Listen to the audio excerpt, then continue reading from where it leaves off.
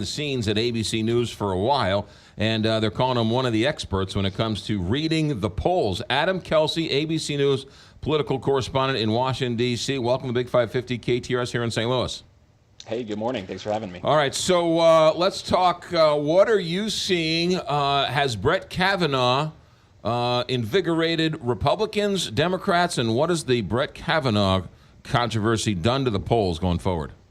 Well, I think we're seeing it both ways. Certainly Republicans in red states are invigorated, those red states where there are Democrat incumbents running for re-election. We're seeing it particularly in North Dakota, where Senator Heidi Heitkamp, a Democrat, drew a lot of attention for her decision to vote against Brett Kavanaugh, so that North Dakota race and basically unseating Heitkamp has played a major role.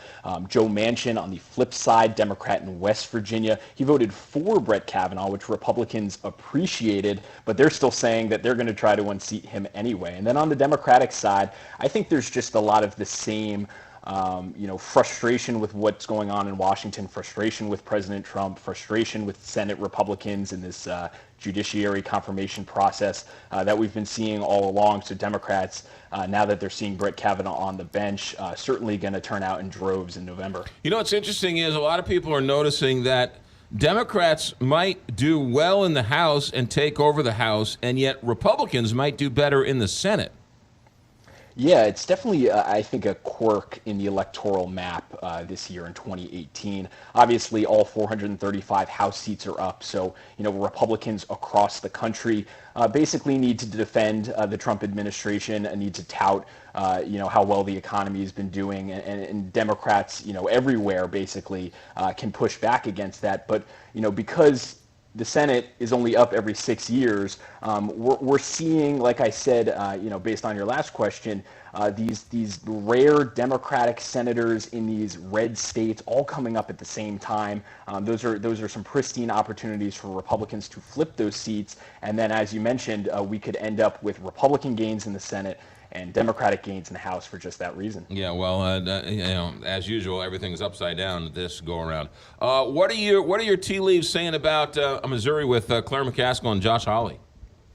Well, that race is looking like one of the most pure toss-ups in the country right now. McCaskill seemed to fly under the radar amidst the Kavanaugh saga during the past couple weeks. It seemed like she was going to be a no vote, all the way through. Not playing so well with Republicans, I would imagine, in Missouri. And if you don't mind me putting in a plug for our Powerhouse Politics podcast here at ABC News, we're actually going to have Josh Hawley on this afternoon. He's going to be speaking with Rick Klein and John Carl, so you can check that out on iTunes or wherever you listen to your podcast. But interesting it will be to see his perspective on that Kavanaugh vote by McCaskill last week. All right, what are you plugging again? Name the podcast again.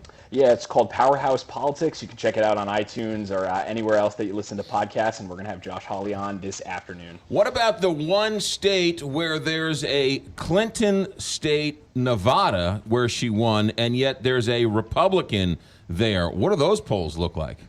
Yeah, we just got a poll, actually, in that Senate race yesterday, courtesy of NBC News and Marist University. Dean Heller with a very slight lead. He's the Republican incumbent over Jackie Rosen, who's in her first term in the House of Representatives. Nevada, like you mentioned, a very strange state, if you will.